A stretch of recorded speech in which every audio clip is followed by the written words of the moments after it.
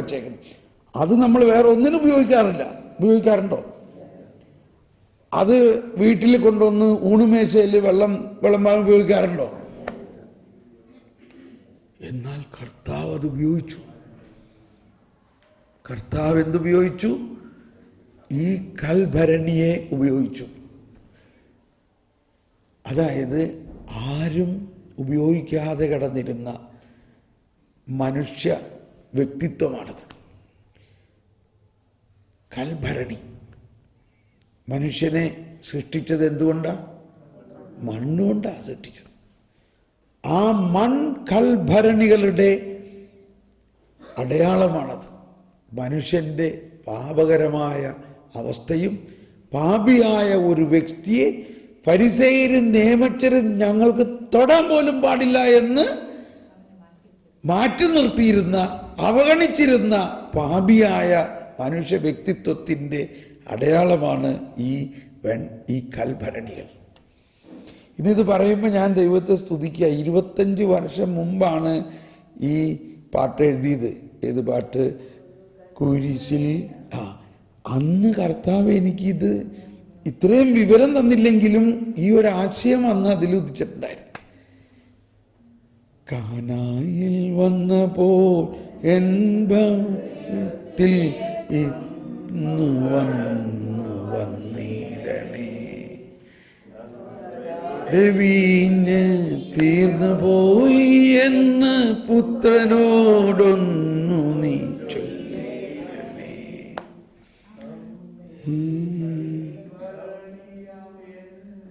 ിലുള്ള അപജലം. Praise the lord. മനസ്സിലായോ?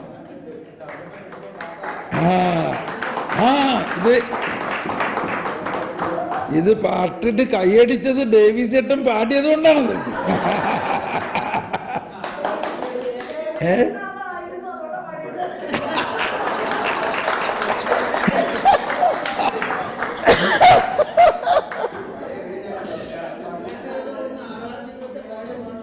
ആ 18 വർഷം മുമ്പ് RRCയിൽ വെച്ച് കേടി പഠിച്ച പാട്ട് ഇപ്പോൾ പാടിയതാണ്.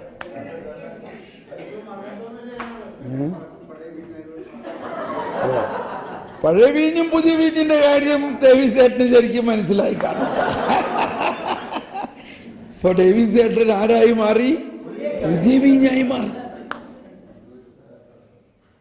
കർത്താവ് ഇതൊക്കെ കണ്ടോണ്ടല്ലേ പറഞ്ഞത്. ഇപ്പൊ മനസ്സിലായോ?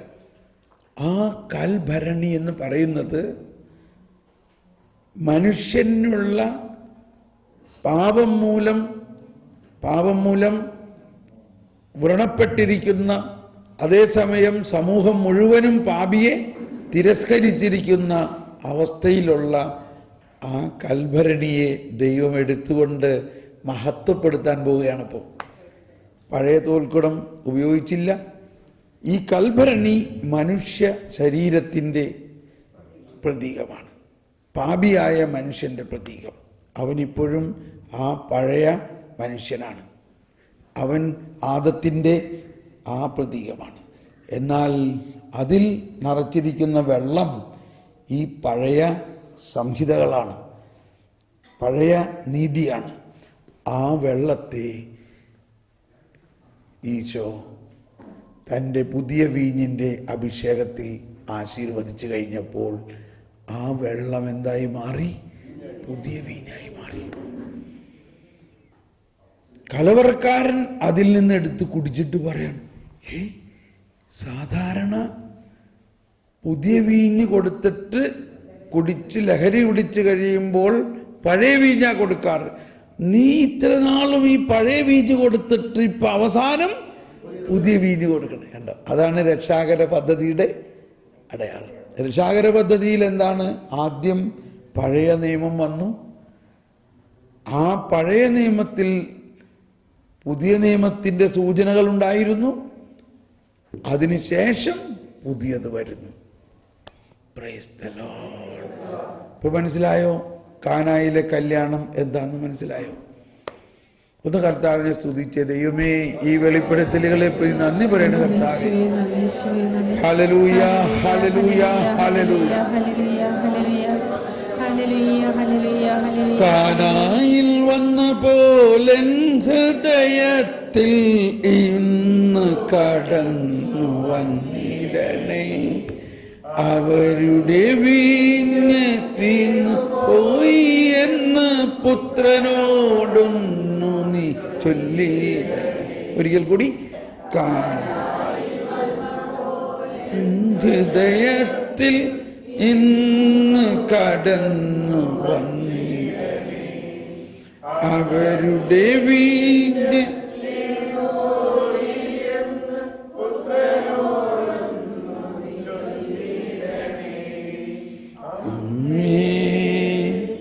അമ്മേ അമ്മേ അമ്മേ.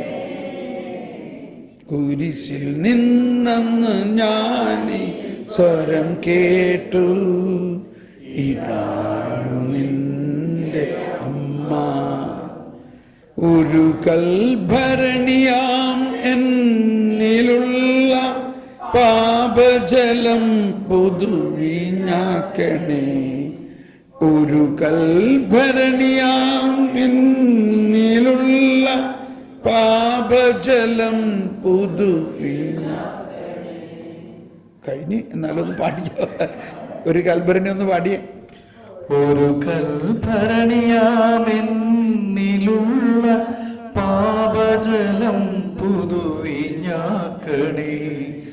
സ്വർഗരാജ്യത്തിൻ രഹസ്യമറിയുവാൻ മധ്യസ്ഥമേകണേ. സ്വർഗരാജ്ഞി അമ്മേ അമ്മേ അമ്മേ അമ്മേ. Praise the Lord. എന്ത് പറയുന്നു ഉണ്ടോ? 2-ാം അധ്യായം, യോഹന്നാന്റെ സുവിശേഷത്തിൽ 2-ാം അധ്യായം മുഴുവനും ഈ പുതിയ സൃഷ്ടി ആകുന്നതിനെ കുറിച്ചും അതിൻ്റെ അതിവിസ്മയാവഹമായ രഹസ്യങ്ങൾ നിറഞ്ഞ ഒന്നാണ്. ഇനി 3-ാം അധ്യായത്തിൽ ഇപ്പൊ നമ്മൾ കേട്ടല്ലോ, സക്കേവൂസ് നിക്കോദേമോസിനോട് ഈശോ പറഞ്ഞത്. അപ്പോൾ 1-ാം അധ്യായത്തിൽ അതിൻ്റെ ഒരു പ്രിൻസിപ്പിൾ പറഞ്ഞു, 2-ാം അധ്യായത്തിൽ അതിൻ്റെ ഒരു അടയാളം തന്നു, 3-ാം അധ്യായത്തിൽ അതിൻ്റെ ഒരു തിയോളജി പറയുകയാണ്.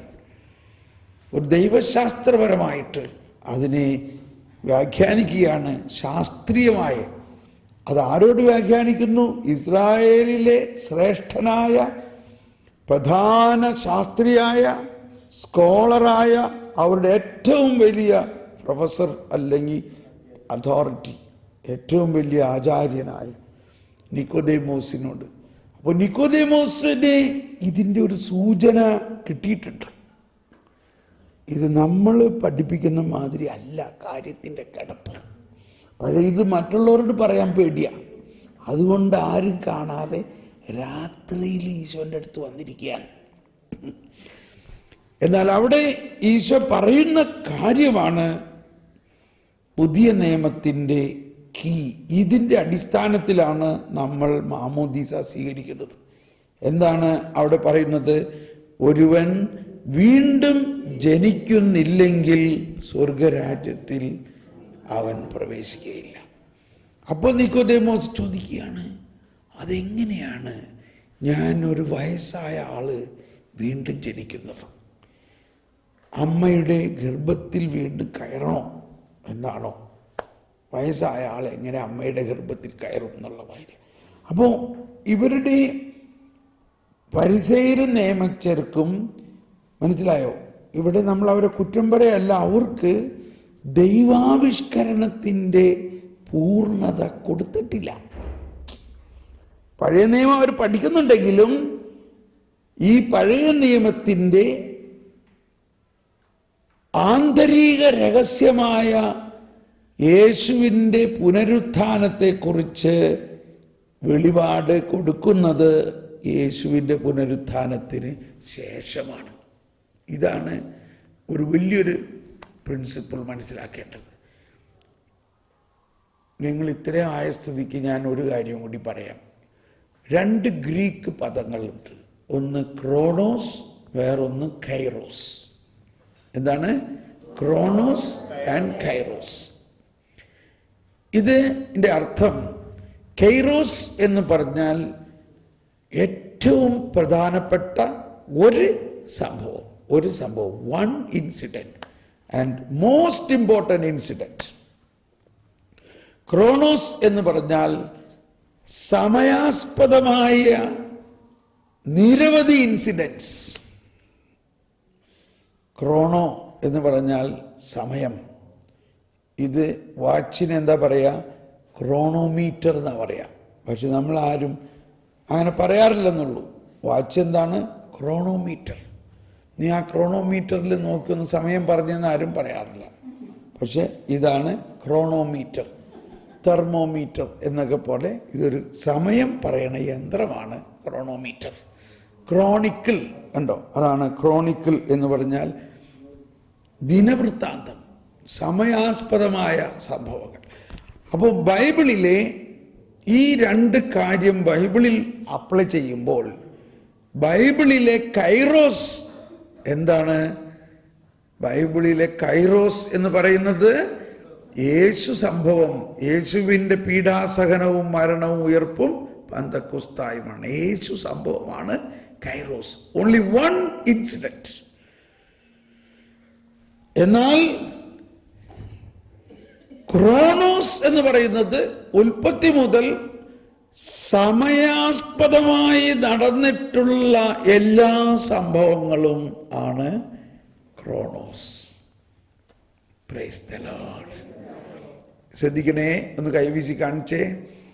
ഇനി മനസ്സിലാക്കാനുള്ളത്, ഈ ക്രോണോസ്, ഈ സമയാസ്പദമായി വൺ ആഫ്റ്റർ അനദർ ഒന്ന് കഴിഞ്ഞ് ഒന്ന് നടന്നിട്ടുള്ള പഴയ നിയമ സംഭവങ്ങളെല്ലാം ഈ കൈറോസിനെ ലക്ഷ്യം വെച്ചുകൊണ്ടാണ് നടന്നിരിക്കുന്നത് എന്ന് നമ്മൾ മനസ്സിലാക്കണം. മനസ്സിലായോ? ഈ കൈറോസിനെ ലക്ഷ്യം വെച്ചുകൊണ്ടാണ് ഈ എല്ലാ സംഭവങ്ങളും. അപ്പോൾ പഴയ നിയമത്തിൽ ഏതെങ്കിലും ഒരു പാസേജ് വായിച്ചിട്ട് അതിനെ ആ ഒറ്റ പാസേജിനെ മാത്രം വെച്ചുകൊണ്ട് ഒരിക്കലും വ്യാഖ്യാനിക്കരുത്. അതിനെ എന്തുമായിട്ട് ബന്ധപ്പെടുത്തി വ്യാഖ്യാനിക്കണം? കൈറോസുമായിട്ട് ബന്ധപ്പെടുത്തി വ്യാഖ്യാനിക്കണം.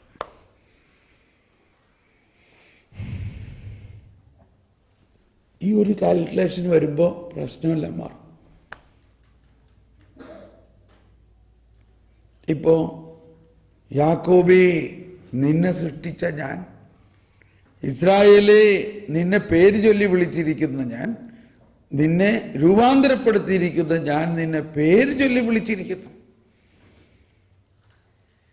ഞാനാണ് നിന്നെ രക്ഷിക്കുന്ന ദൈവം. അപ്പൊ ഇവിടെ ഇത് 43-ാം അധ്യായമാണ്. ഏശയ്യാ 43 എന്ന് പറഞ്ഞാൽ കർത്താവിൻ്റെ ദാസൻ 1, 42, 43 എല്ലാം കർത്താവിൻ്റെ ദാസൻ 1 കുറിച്ചാണ് പറയുന്നത്. അപ്പൊ അവിടെ തന്നെ യേശു വരാനിരിക്കുന്ന യേശുവിനെ കുറിച്ചുള്ള സൂചനകളാണതെല്ലാം. ഓക്കെ. അപ്പൊ നിക്കോദേമോസ് വന്നിട്ട് പറയുന്നത്, ഈശോ ഇത് പറയുമ്പോൾ നിക്കോദേമോസിന് മനസ്സിലാകാത്തതിൻ്റെ കാര്യം, അവിടെ ഒരു സമയത്തിൻ്റെ ഫാക്ടറുണ്ട്. ക്രോണോസിലാണ് ഇപ്പോൾ നിക്കോദേമോസ്. എപ്പോഴേ ഇത് മനസ്സിലാവുള്ളൂ? കൈറോസ് കഴിഞ്ഞാലേ ഇത് മനസ്സിലാവുള്ളൂ. അതുവരെ ഒരു സസ്പെൻസിൽ വെച്ചിരിക്കുകയാണ്. അവർ കണ്ടിട്ടും കാണാതിരിക്കാനും കേട്ടിട്ടും ഗ്രഹിക്കാതിരിക്കാനും, അങ്ങനെ അവൾ ഇപ്പോൾ മനസ്സ് തിരിഞ്ഞ്, ഇതിപ്പോൾ ഞാൻ കൂട്ടിച്ചേർക്കുന്നതാണ്, ഇപ്പോൾ മനസ്സ് തിരിഞ്ഞ് മോചനം പ്രാപിക്കാതിരിക്കാനും. നിക്കോദേമോസിന് തീർച്ചയായിട്ടും യേശുവിൻ്റെ മരണ ഉത്ഥാനം കഴിഞ്ഞപ്പോൾ ഇത് മനസ്സിലായിട്ടുണ്ട്. അപ്പോൾ ആ എപ്പിസോഡ് ഞാൻ എഴുതിയപ്പോൾ 3 അധ്യായങ്ങളാണ് അതിൽ 3, 4, 5 അധ്യായങ്ങൾ ഒരുമിച്ച് ഉണ്ടാക്കിയിട്ടുണ്ട് ഈ ജീസസ് വണ്ടറിൽ. അതിനകത്ത് ഇതൊക്കെ മനോഹരമായിട്ട് പ്രതിപാദിച്ചിട്ടുണ്ട്. ഓക്കെ, അപ്പൊ 3-ാം അധ്യായത്തിൽ നിക്കോദേമോസിനോട് അത് കഴിഞ്ഞിട്ട് കൃത്യമായിട്ട് ഈശോ പറയുകയാണ്, വായിച്ചോളൂ, 5ഉം 6ഉം വചനം വായിച്ചോ. 3-ാം അധ്യായം 5ഉം 6ഉം വായിക്കുക. സത്യം സത്യമായി ഞാൻ നിന്നോട് പറയുന്നു, ജലത്താലും ആത്മാവിനാലും ജനിക്കുന്നില്ലെങ്കിൽ ഒരുവനും ദൈവരാജ്യത്തിൽ പ്രവേശിക്കുക സാധ്യമല്ല. മാംസത്തിൽ നിന്ന് ജനിക്കുന്നത് മാംസമാണ്, ആത്മാവിൽ നിന്ന് ജനിക്കുന്നത് ആത്മാവും. Praise the Lord. നിങ്ങൾ വീണ്ടും ജനിക്കണമെന്ന് ഞാൻ പറഞ്ഞുകൊണ്ട് നീ വിസ്മയിക്കേണ്ട. കാറ്റ് അതിനിഷ്ടമുള്ളിടത്തേക്ക് വീശുന്നു. Praise the Lord. അതിന്റെ ശബ്ദം നീ കേൾക്കുന്നു. മതി, നിൽക്കട്ടെ. ഒന്നുകൂടി വായിച്ചേ 5-ാമത്തെ വചനം. സത്യം സത്യമായി സത്യം സത്യമായി, എല്ലാവരും ഏറ്റുപറഞ്ഞുകൊണ്ട് സത്യം സത്യമായി ഞാൻ നിന്നോട് പറയുന്നു, ജലത്താലും ആത്മാവിനാലും ജനിക്കുന്നില്ലെങ്കിൽ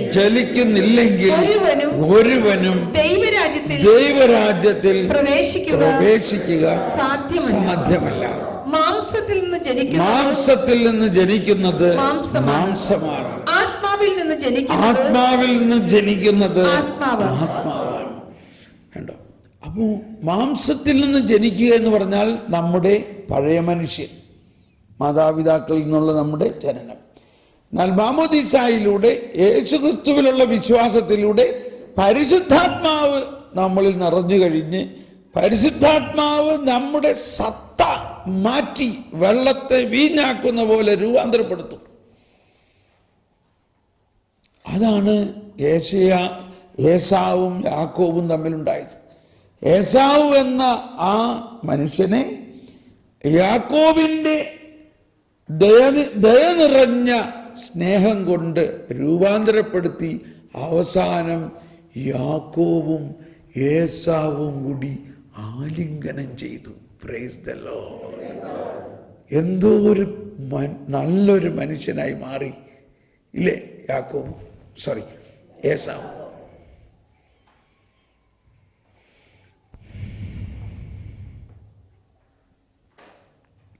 എന്നാൽ ഈ ഒരു തത്വം ആണ് നമ്മുടെ മാമോദീസായുടെയും സ്ഥൈര്യലേപനത്തിൻ്റെയും കൂദാശയുടെയും എല്ലാം അടിത്തട്ട്. കാറ്റതിന് ഇഷ്ടമുള്ളിടത്ത് വീശുന്നു എന്ന് പറഞ്ഞാൽ ദൈവരാജ്യത്തിൻ്റെ ഏറ്റവും വിസ്മയാമഹമായ കാര്യമാണ് പറയുന്നത്. ദൈവത്തിന് പല വിധത്തിൽ ഈ വീണ്ടും ജനനം തരാൻ പറ്റും. ഇപ്പൊ നിക്കോദേമോ, ഇപ്പോ നല്ല കള്ളൻ വീണ്ടും ജനിച്ചു. പക്ഷെ അവൻ മാമോദീസ മുങ്ങിട്ടാണോ ജനിച്ചത്? കാറ്റതിന് ഇഷ്ടമുള്ളിടത്ത് വീശുന്നു. അപ്പൊ ദൈവത്തിന് നിയമത്തിലൂടെ അല്ലാതെ ഇത് തരാൻ പറ്റും. Praise the lord. നിയമമുണ്ടാക്കിയ ഗവൺമെന്റ് ഓഫ് ഇന്ത്യ തന്നെ പറഞ്ഞിരിക്കുകയാണ്, ഈ എല്ലാ നിയമങ്ങളും ഉണ്ടായിരിക്കെ പ്രസിഡന്റിന് ഒരു നിയമം കൊടുത്തിരിക്കുന്നു, ഈ നിയമത്തിലൂടെ അല്ലാതെ ഒരാളെ ദയ കാണിച്ച് ആ കുറ്റമെല്ലാം ക്യാൻസലാക്കാം. അങ്ങനെ ഒരാൾ കൊലപാതകം നടത്തിയ ഒരാളെ വധശിക്ഷയ്ക്ക് വേണ്ടി വിധിച്ചു. കോടതി നിയമപ്രകാരം വിധിച്ചു. കീഴ്ക്കോടതി വിധിച്ചത് മേൽക്കോടതി ശരിവെച്ചു. വീണ്ടും അപ്പീലിന് പോയി. സുപ്രീം കോടതിയും ഈ വധശിക്ഷ തന്നെയാണ് ഇയാൾക്ക് വേണ്ടത്. അങ്ങനെയുള്ള ആ വ്യക്തി ദയായാചനയ്ക്ക് പ്രസിഡന്റിൻ്റെ അടുത്ത് എഴുതി കൊടുത്തു, ശരിയാണ്, ഞാൻ ചെയ്തത് തെറ്റായി, ഞാൻ ഈ കുറ്റം ചെയ്തു, എനിക്ക് ഈ ശിക്ഷ അർഹനാണ്, എന്നിരുന്നാലും എന്നോട് ദയ കാണിക്കണം, എനിക്ക് 5 മക്കളുള്ളതാണ്, അവരെ പ്രതി എന്നോട് ദയ കാണിക്കണം, ഞാൻ മരിച്ചു കഴിഞ്ഞാൽ പിന്നെ അവർക്ക് നോക്കാൻ ആരുമില്ല. പ്രസിഡന്റ് ഉടനെ യെസ്, ഒറ്റ വാക്ക്, ഒരു സിഗ്നേച്ചർ. ഈ 10 വർഷമായിട്ട് കോടതി കയറി എത്ര കോടതി എന്തെല്ലാം ചെയ്ത് വിധിച്ചത് മുഴുവനും ക്യാൻസൽ.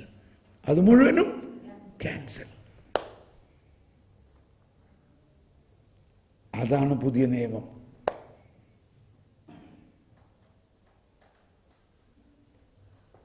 അതാണ് പുതിയ നിയമം. അതാണ് കാറ്റ് അതിന് ഇഷ്ടമുള്ളിടത്ത് വീശുന്നു. നിയമത്തിലൂടെയല്ല, കാറ്റിൻ്റെ ഇഷ്ടമുള്ളിടത്തേക്ക് വീശുന്നു. കരുണയുടെ വലിയ പ്രവാഹം. നിക്കോദേമോസിന് കാര്യമായിട്ടൊന്നും മനസ്സിലായില്ല. പക്ഷേ ഈ അധ്യായത്തിലാണ് വലിയ ഒരു പ്രബോധനം.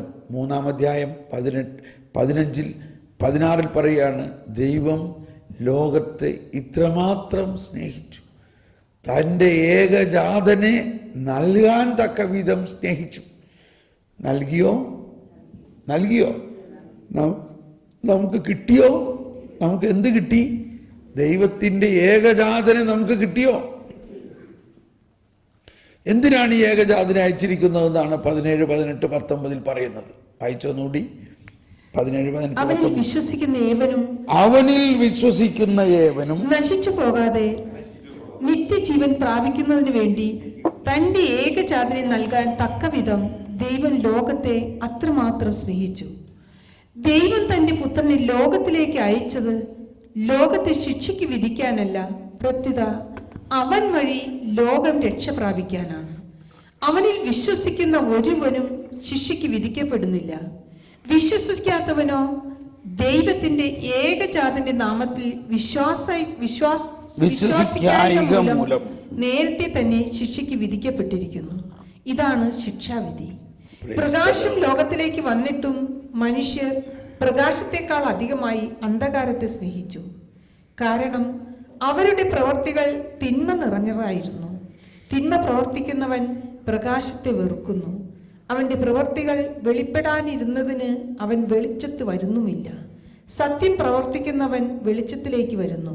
അങ്ങനെ അവന്റെ പ്രവർത്തികൾ ദൈവ ഐക്യത്തിൽ ചെയ്യുന്നവയെന്ന് വെളിപ്പെടുത്തുന്നു. എന്താണ് അപ്പോൾ ശിക്ഷാവിധി? പ്രകാശം വന്നിട്ടും മനുഷ്യൻ പ്രകാശത്തെക്കാൾ അധികമായി അന്ധകാരത്തെ സ്നേഹിക്കുന്നു. അതാണ്. അപ്പോൾ അന്ധകാരത്തെ സ്നേഹിക്കുമ്പോൾ അവൻ ശിക്ഷാവിധിയിൽ ഓൾറെഡി ആണ്. അവൻ ശിക്ഷാവിധിയിലാണ്. അവൻ തന്നെയാണ് ആ ശിക്ഷാവിധി ഏറ്റെടുത്തത്. ആരും അവനെ ശിക്ഷിച്ചില്ല. അവൻ തന്നെ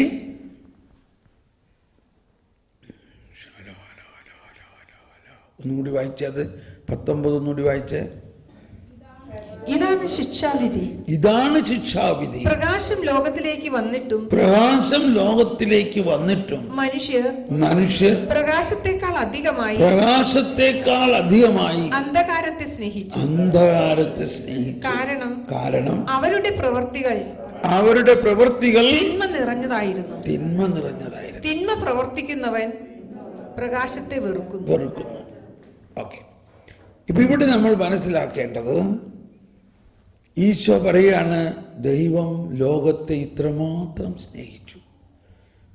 തിന്മ നിറഞ്ഞ ആ മനുഷ്യരെ ദൈവം സ്നേഹിച്ചു, തിന്മയെ അല്ല. ആരെ സ്നേഹിച്ചു? തിന്മ നിറഞ്ഞ മനുഷ്യരെ, പാപിയെ സ്നേഹിച്ചു, പാപത്തെ അല്ല. ദൈവം തൻ്റെ പുത്രനെ ലോകത്തിലേക്ക് അയച്ചത് അവരെ ശിക്ഷയ്ക്ക് വിധിക്കാനല്ല. കണ്ടോ? 17 വായിച്ചേ. ദൈവം തന്റെ പുത്രനെ ലോകത്തിലേക്ക് അയച്ചത് ലോകത്തെ ശിക്ഷയ്ക്ക് വിധിക്കാനല്ല,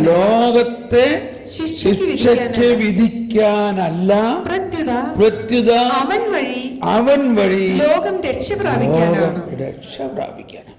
ഒന്നെല്ലാവരും ഏറ്റു പറഞ്ഞ്, ദൈവം തന്റെ പുത്രനെ ലോകത്തിലേക്ക് അയച്ചത് ലോകത്തെ ശിക്ഷയ്ക്ക് വിധിക്കാനല്ല, പ്രത്യുത അവൻ വഴി ലോകം രക്ഷ പ്രാപിക്കാനാണ്. അവനിൽ വിശ്വസിക്കുന്ന ഒരുവനും ശിക്ഷയ്ക്ക് വിധിക്കപ്പെടുന്നില്ല. വിശ്വസിക്കാത്തവനോ ദൈവത്തിന്റെ ഏകജാതന്റെ നാമത്തിൽ വിശ്വസിക്കായിക മൂലം നേരത്തെ തന്നെ ശിക്ഷയ്ക്ക് വിധിക്കപ്പെട്ടിരിക്കും. ഇതാണ് ശിക്ഷാവിധി. അപ്പോൾ വിശ്വാസമാണ് ഇവിടുത്തെ പ്രധാന പോയിന്റ്. വിശ്വാസം വഴി കൃപയിലൂടെയാണ് നാം രക്ഷിക്കപ്പെടുന്നത്. അബ്രാഹത്തിന് കൊടുത്ത വിശ്വാസം നമുക്ക് ദൈവം തന്നിരിക്കുന്നു. അത് വിശ്വസിക്കണം.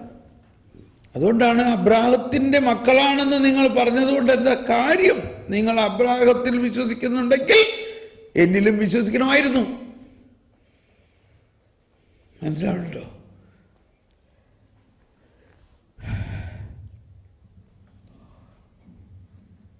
ഇനി അതിൻ്റെ താഴെ പറയുകയാണ്, പിത്തള സർപ്പത്തെ മോശ പിത്തള സർപ്പത്തെ ഉയർത്തി. അത് എത്രാമത്തെ വചനോ? 14 3-ാം അധ്യായം. അത് എത്രാമത്തെ വചനോ? 3:14. മോശ മരുഭൂമിയിൽ സർപ്പത്തെ ഉയർത്തിയതുപോലെ തന്നിൽ വിശ്വസിക്കുന്നവന് നിത്യജീവൻ ഉണ്ടാകേണ്ടതിന് മനുഷ്യപുത്രനും ഉയർത്തപ്പെടേണ്ടിയിരിക്കുന്നു. കേട്ടോ, ഇപ്പൊ അതിന്റെ കണക്ഷൻ കൃത്യമായി. അതായത് നിക്കോദേമോസിനോട് പുതിയ സൃഷ്ടി ആകണേ എന്നുള്ളതിൻ്റെ പ്രബോധനത്തിന്റെ അവസാനമാണ് മോശ എന്നുണ്ട്. ഞാനത് ഇത് കഴിഞ്ഞിട്ടാണെന്ന് പെട്ടെന്ന് തെറ്റിപ്പറ്റി. അതെന്താ തെറ്റിപ്പോണേ? ചായയുടെ സമയം.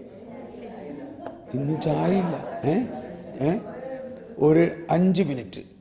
ഓക്കെ, അപ്പോൾ ഒന്നത് കംപ്ലീറ്റ് ആക്കാം. ഇപ്പോൾ ഈ പുതിയ സൃഷ്ടിയാകുന്നത് എങ്ങനെയാണെന്ന് നിക്കോദേമോസിന് മനസ്സിലാവുന്നില്ല. ഒരു വശത്ത് അത് മനസ്സിലാകരുത്, ഇപ്പോൾ മറുവശത്ത് അത് മനസ്സിലാകാത്ത രീതിയിൽ എന്നാൽ സിംബോളിക്കായിട്ട് പറയുകയാണ്.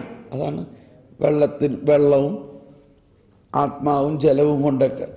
എന്നിട്ട് വീണ്ടും പറയുകയാണ്, മോശ പിച്ചള സർപ്പത്തെ ഉയർത്തിയത്. അത് നിക്കോദേമോസിന് അറിയാലോ, കാരണം പഴയ നിയമം അവർക്ക് ബൈ ഹാർട്ടാണ്. അപ്പോൾ മോശ പിച്ചള സർപ്പത്തെ ഉയർത്തിയപ്പോൾ എന്താ സംഭവിച്ചത്? അവിടെ സർപ്പദംശനം ആകുന്ന വിഷം തീണ്ടിയവരെല്ലാവരും പുതിയ സൃഷ്ടിയായി. എല്ലാവരും എന്ത് ഉണ്ടായി? എല്ലാവരുടെയും വിഷം പോയി പെട്ടെന്ന്. എന്താ അവർ കണ്ടത്? മോശയോട് പറഞ്ഞ ഒരു പിത്തള സർപ്പം ഉണ്ടാക്കി പൊക്ക്, അതിനെ നോക്കുന്നവരെല്ലാം രക്ഷപാടും. അപ്പോൾ ഇപ്പൊ നമ്മൾ നേരത്തെ പറഞ്ഞ ക്രോണോസും കൈറോസും വെച്ച് നോക്കി, ഇത് ക്രോണോസാണ് ഇല്ലേ? എന്നാൽ കൈറോസിലുമായിട്ട് എന്താ ബന്ധം? എന്താണ് ഈ പിത്തള സർപ്പം? ഈ പിത്തള സർപ്പം കുരിശിൽ ഉയർത്തപ്പെട്ട കർത്താവ് ഈശോ മിശിഹായാണ്. കണ്ടോ? Kronos kairos. അപ്പൊ ഇവിടെ യേശു ഇത് പറയുമ്പോഴും യേശു പറയണില്ല ഞാൻ കുരിശുമരണം കഴിയുമ്പോൾ. അത് കുരിശുമരണം കഴിയുമ്പോൾ ആൾക്ക് മനസ്സിലായിക്കോളും. നമുക്ക് മനസ്സിലാവുന്നുണ്ടല്ലോ, ഉണ്ടല്ലോ. അതാണ് മോശ പിച്ചള സർപ്പത്തെ വായിച്ചത്. 14 വായിച്ചേ. മോശ മരുഭൂമിയിൽ സർപ്പത്തെ ഉയർത്തിയതുപോലെ തന്നിൽ വിശ്വസിക്കുന്നവന് നിത്യജീവൻ ഉണ്ടാകേണ്ടതിന് മനുഷ്യപുത്രനും ഉയർത്തപ്പെടേണ്ടിയിരിക്കുന്നു. ഉയർത്തപ്പെടേണ്ടി ഇരിക്കുന്നു. ക്രോണോസ്. കൈറോസ് വരുമ്പോൾ ഉയർത്തപ്പെട്ട് കഴിഞ്ഞിരിക്കും. ഇനി അപ്പോൾ ഇതാണ് 3-ാം അധ്യായം മുഴുവനും പുതിയ സൃഷ്ടിയാവുന്നതിനെ കുറിച്ചാണ്. ഇപ്പോൾ 1-ാം അധ്യായം പുതിയ സൃഷ്ടിയാവുന്നതിനെ കുറിച്ചാണ്. 2-ാം അധ്യായം പുതിയ സൃഷ്ടിയാവുന്നതിനെ കുറിച്ചാണ്. കാനായിലെ കല്യാണം, വെള്ളം വീഞ്ഞായതെല്ലാം. 3-ാം അധ്യായം അതിൻ്റെ യഥാർത്ഥ ദൈവശാസ്ത്രം, ടീച്ചിങ്. 4-ാം അധ്യായത്തിൽ ശാസ്ത്രമൊന്നുമില്ല, പ്രാക്ടിക്കലാണ്.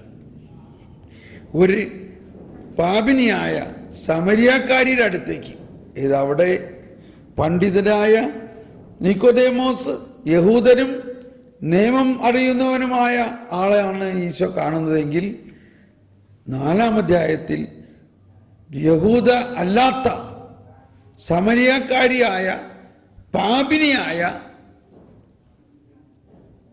5 ഭർത്താവ് ഉണ്ടായിരുന്നു, എന്നാൽ ഇപ്പോഴുള്ളവൻ ഭർത്താവല്ലാത്ത, യഹൂദരോട് യാതൊരു കരുണയും തോന്നാത്ത, വെള്ളം പോലും കൊടുക്കൂല എന്ന് പറയണ ഒരു കടക് ഹൃദയം, ഒരു കഠിന ഹൃദയത്തിൻ്റെ ഉടമ എന്ന പോലെയുള്ള ഒരാളുടെ അടുത്തേക്ക് ഈശോ സ്നേഹപൂർവം കരുണയോടെ ചെല്ലുകയാണ്.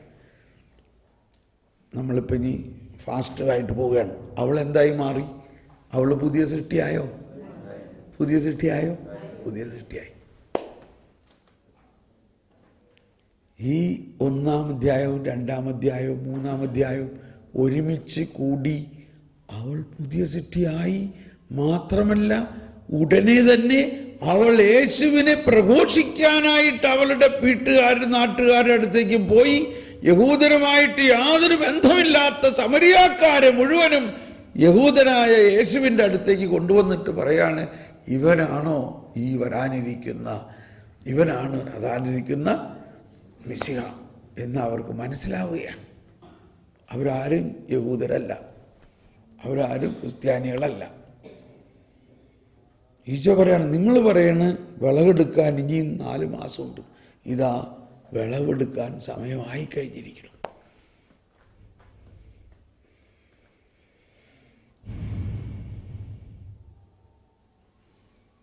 അഞ്ചാം അധ്യായത്തിൽ ബെത്സദാ കുളത്തിൻ്റെ അരികിൽ 38 വർഷമായിട്ട് തളർന്നു കിടന്നിരുന്ന ഒരാൾ, എനിക്കിപ്പോഴും അത് വിശ്വസിക്കാൻ പറ്റണില്ല. 38 വർഷമായിട്ട് അയാൾ അവിടെ കിടക്കുകയായിരുന്നു. എന്നിട്ട് ഒരു യഹൂദനും അയാളെ ഒന്ന് കുളത്തിലിറക്കാൻ സഹായിച്ചില്ല എന്ന് പറഞ്ഞു. അയാളുടെ കംപ്ലൈൻറ്റ് ഇതാണ്, ആരും എന്നെ സഹായിക്കും. കാരണം അയാൾ കിടപ്പ് രോഗിയാണ്. കുളത്തിൽ വെള്ളം ഇളകണ സമയത്ത് കഴിവുള്ളവൻ ചാടും, അവൻ സുഖാവും. ഇയാൾക്ക് ചാടാൻ പറ്റണില്ല. അപ്പോൾ മറ്റുള്ളവർ ഇയാളെ സഹായിക്കേണ്ടതല്ലേ?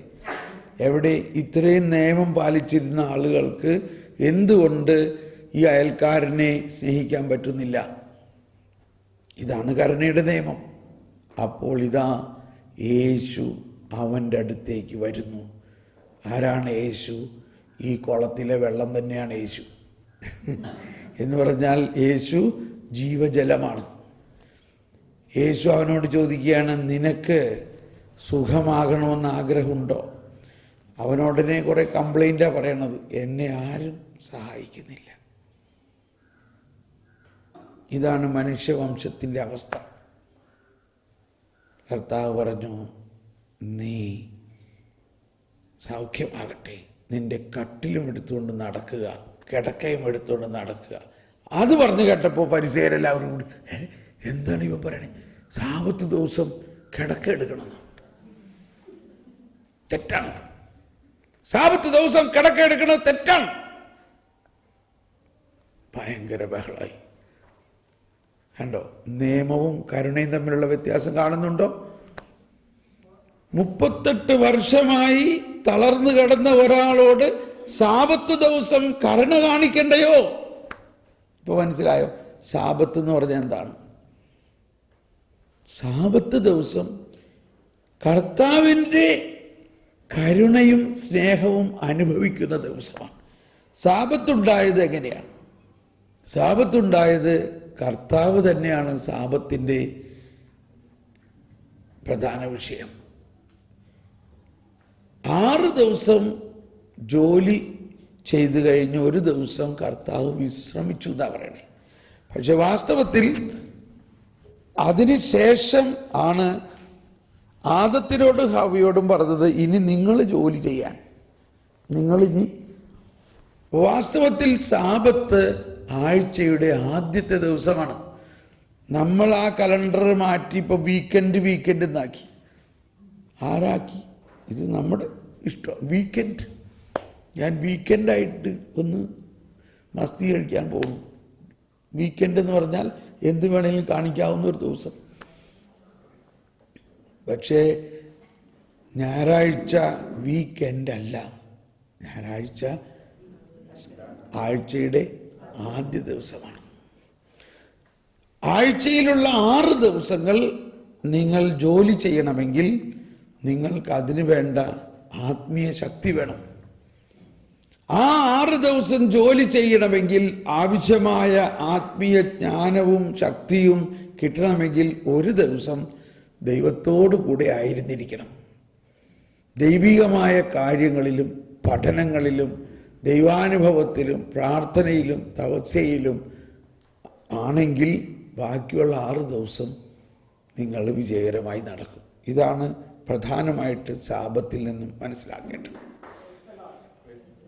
മനസ്സിലാവുന്നുണ്ടോ? അപ്പോൾ അവിടെ സാബത്തിൻ്റെ പ്രധാന വ്യക്തി ആരാണ്? കർത്താവാണ്. കർത്താവിനോടൊപ്പം ആയിരിക്കുക എന്നതാണ് സാബത്ത്. പക്ഷെ എന്നിരുന്നാലും നമ്മളുടെ അത്യാവശ്യം കാര്യങ്ങളെല്ലാം ചെയ്യണം. മറ്റുള്ളവർക്ക് ദൈവത്തിൻ്റെ കരുണയെ പ്രതി സഹായിക്കണം, കുഴപ്പമില്ല.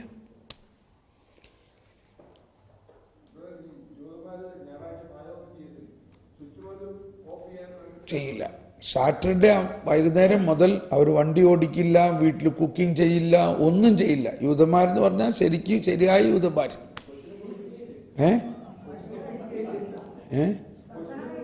കൊച്ചിനെ കുളിപ്പിക്കില്ലെന്നും ചിലപ്പോൾ എനിക്ക് തോന്നണേ ഇല്ലെന്നാ തോന്നണേ.